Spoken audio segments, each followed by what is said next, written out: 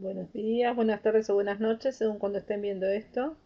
Nuevamente retomamos nuestras clases de transformador y ahora para ver un tema que nos quedó pendiente de clases anteriores de este tema, que es cómo determinamos los parámetros del circuito equivalente del transformador. Entonces vayamos a los PowerPoint, ¿sí? El PowerPoint es el que dice ensayo de transformador.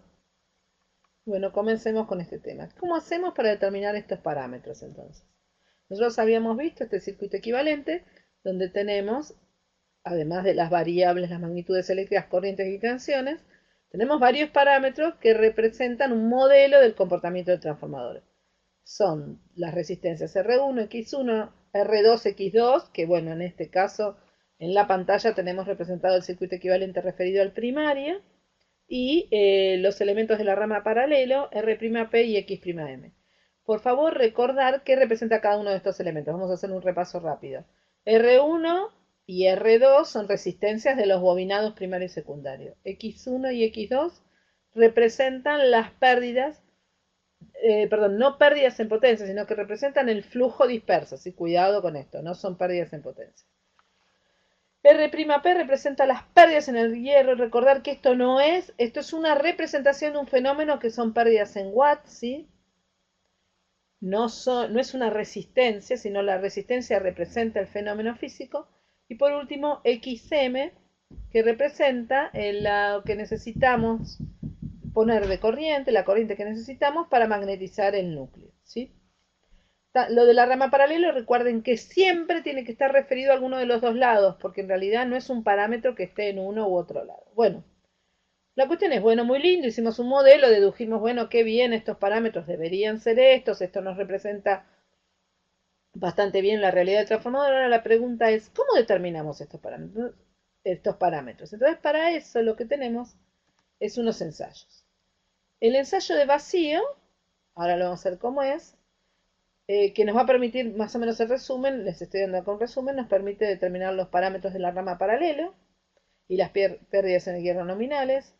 El ensayo de corto, que se hace a corriente nominal y nos permite determinar los parámetros serie, que serían R1, X1, R'2 y X'2, y las pérdidas en el cobre nominales.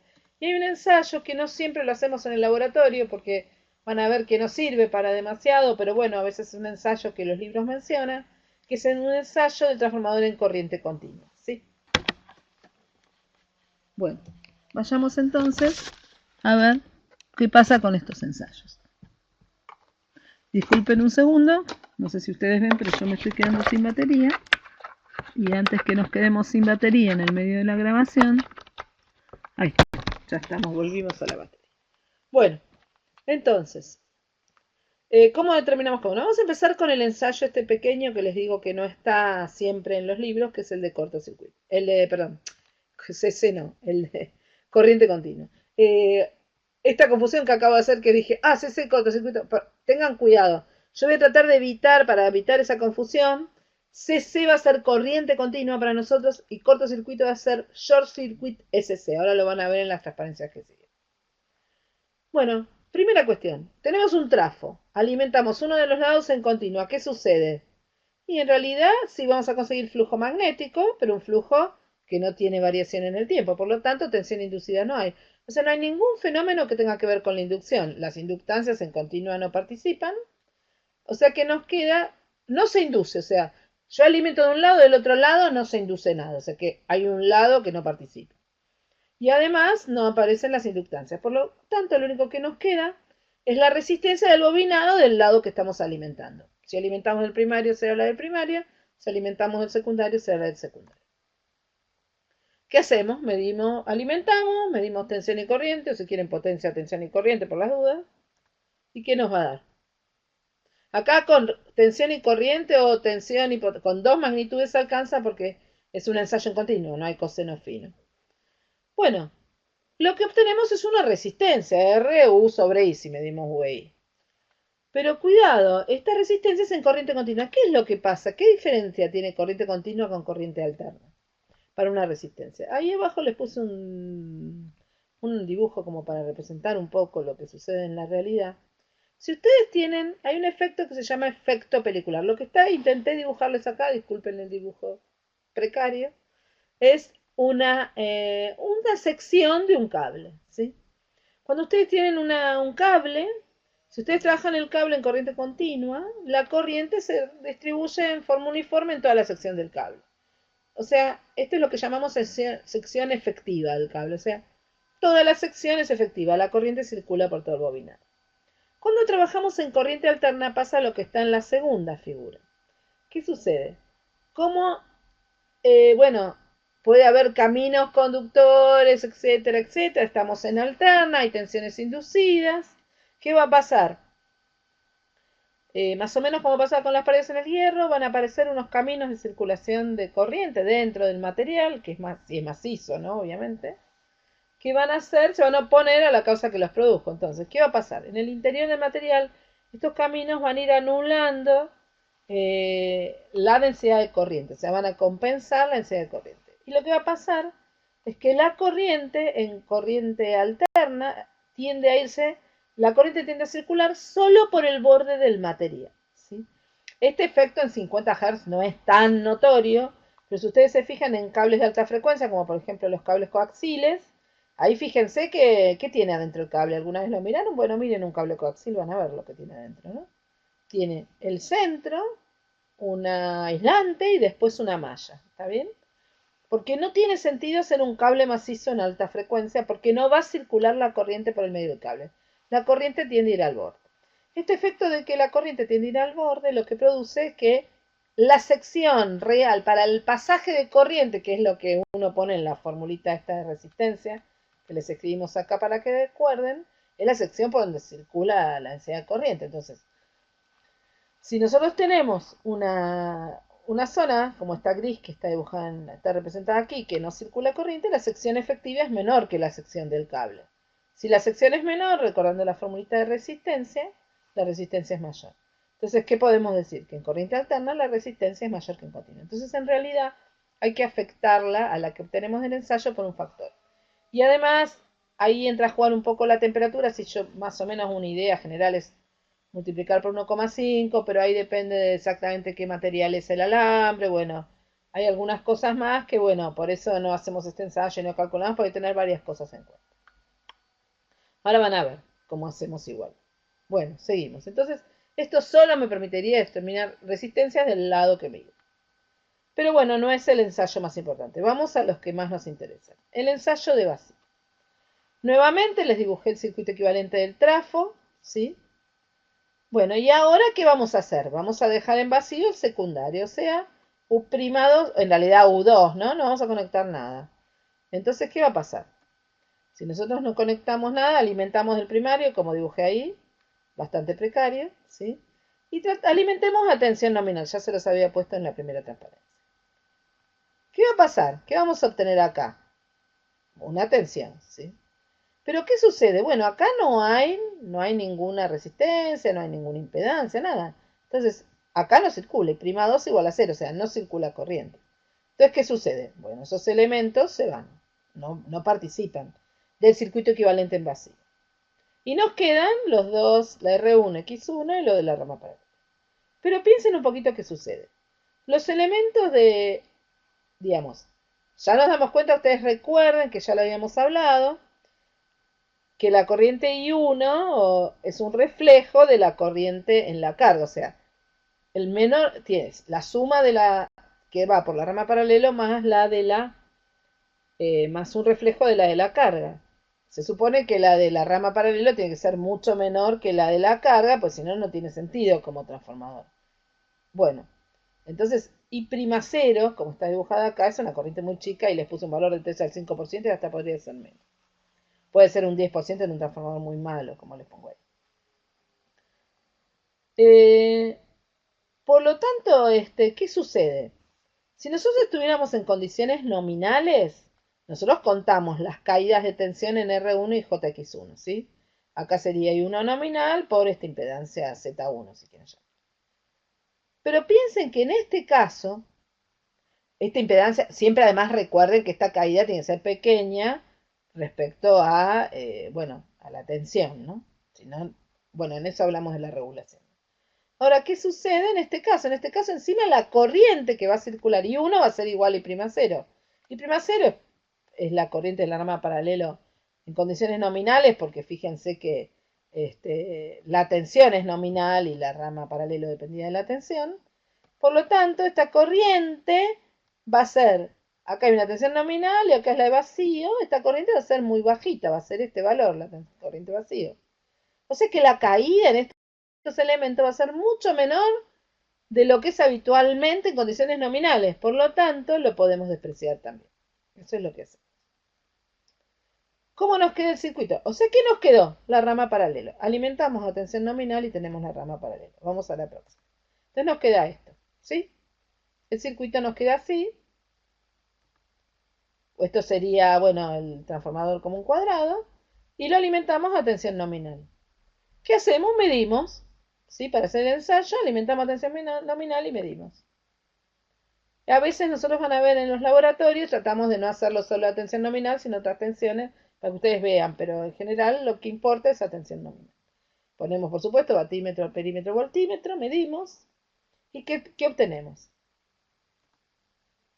Bueno, por supuesto, la única impedancia es la de la rama paralela, entonces vamos a sacar la admitancia, porque acuérdense que en general de esta rama nos gusta más hablar de la admitancia. Bueno, la admitancia de esta rama, referida al primario, en este caso es referida al primario porque lo estamos haciendo del primario. Si nosotros alimentáramos del secundario, la sacaríamos referida al secundario. Da lo mismo. Y prima cero, lo que corriente que medí sobre la tensión que medí. Bueno, el coseno de esa impedancia, ¿quién va a ser? La potencia medida dividido la tensión y la corriente medida, ¿no? Por la fórmula de potencia. Y con esto que tenemos, bueno, la I'0 la podemos escribir como complejo y sería, bueno, los componentes que habíamos visto, conductancia y susceptancia. Bueno, ya sacamos la conductancia y la susceptancia, ¿sí? Listo, y ahí sale. ¿Está bien? ¿Qué más pasa en este ensayo? Si ustedes piensan, ¿qué potencia es la que estamos midiendo? ¿La potencia qué es? Tensión que aplicamos al cuadrado y acá lo único que aparece es la rama paralelo, ¿no? O sea, es lo único que estamos alimentando. Por la, bueno, ¿qué? La G', ¿no? U cuadrado por G'. ¿Y qué me da? Cuadrado. Como la U es la nominal, estas son las pérdidas en el hierro nominales. ¿Está bien? O sea, de este ensayo también medimos pérdidas en el hierro nominales. Bueno, no hay mucho más que decir del ensayo vacío. Es esto. Traten de no confundirse. Miden del primario, obtienen los valores referidos al primario. Miden del secundario, obtienen valores referidos al secundario. Vamos al ensayo de cortocircuito. Volvemos a nuestro circuito. Ahora la diferencia es que todo ven que le puse SC, ¿no? Circuito. ¿Qué sucede? Ponemos corto. Si yo hago corto y alimento con tensión nominal, quemo todo. Entonces, ¿qué hacemos? Lo que hacemos es, fíjense que se los escribí acá, lo que hacemos es poner I'2 nominal, o sea, I2 nominal en realidad, no 1. Del lado que ponen corto se fija que la corriente es nominal. En realidad, ¿cómo empieza el ensayo? Empieza con una tensión alimentando con una tensión muy baja del lado que esté alimentando, supongamos como acá en el primario. Voy ajustando esa tensión hasta conseguir la corriente nominal en el lado que está en corto, ¿está bien? Por lo tanto, la tensión es muy reducida a la que estoy alimentando, ¿sí? Bueno, ¿qué sucede acá? Estamos haciendo el ensayo a tensión reducida. Va a ser típicamente lo mismo estos numeritos, menos del 5% de la tensión nominal. La tensión de corto, a lo sumo un 10 en transformadores que no están tan bien. Bueno, ¿qué va a suceder? Recuerden que la corriente de la rama paralelo, le puse 0 SC, medio absurdo, va a seguir corto, pero bueno, para que ustedes vean que es la misma corriente. Esa corriente va a ser mucho menor que lo que es en condiciones nominales, como medimos en el otro ensayo. O sea, de por sí ya es una corriente muy bajita. Y además es mucho más bajita porque alimento con una tensión muy baja, entonces podemos despreciar esa rama, ¿sí? Y eso es lo que hacemos. Despreciamos la rama paralela. Bueno, es fácil, porque ¿qué nos queda? ¿Sí? ¿Qué nos va a quedar? Ahí tiene todo explicado. Despreciamos la rama paralelo, ¿qué nos queda? Y el circuito con todo serie, ¿sí? Alimentamos, medimos, ¿sí? ¿Está bien? Como hicimos en vacío. Bueno, ¿qué vamos a tener? Esas impedancias son lo que llamamos la impedancia serie, en este caso prima porque estoy midiendo desde el primario, que tiene una, bueno, resistencia y reactancia serie. Bueno, de los valores que medimos, ¿qué obtenemos? U medida sobre medida va a ser la impedancia, el módulo, y el coseno phi, la potencia de U medida. ¿Con esto qué sacamos? Bueno, sacamos la Z serie en complejo, igual que hicimos antes con la admitancia, y de ahí sacamos las resistencias. Fíjense, una cosa a tener en cuenta. Nosotros vamos a sacar R' serie, que es R1 más R'2. ¿Cómo hacemos? Consideramos que estas dos son iguales y consideramos que cada una es la mitad de la resistencia serie. Y lo mismo hacemos para la reactancia. ¿Está bien? ¿Qué pasa con la potencia? Con la potencia sucede algo parecido a lo del ensayo vacío. Nosotros, ¿qué potencia estamos midiendo acá? La corriente nominal, ¿sí?, al cuadrado, por la suma de las dos resistencias. R1 más R'2. ¿Qué es eso? Pérdidas en el cobre. ¿En qué estado? Corriente nominal. Pérdidas en el cobre nominales. O sea, este ensayo me da también las pérdidas en el cobre nominales. Ahora la pregunta es, bueno, yo les dije esto, ¿lo puedo alimentar del primario? O sea, se puede realizar cualquiera de los dos ensayos de cualquiera de los dos lados, pero tengan en cuenta que si ustedes lo hacen de un lado, lo hacen del primario, los parámetros que obtienen son referidos al primario, y si lo hacen del secundario, los parámetros que obtienen son referidos al secundario. Si a ustedes después les pedimos, tienen que hacer un circuito equivalente, tienen que llevar todo al mismo lado. Generalmente llevan al primario, pero puede que en algún problema o en algún ejercicio sea más útil pasar todo al secundario, depende de los datos que tengan. Entonces les quería poner un ejemplo de cómo vienen dados los datos. Este es un ejemplo de la guía, ¿sí?, de problemas. Y fíjense que lo que ustedes tienen, acá tienen los datos de un trafo, ¿sí?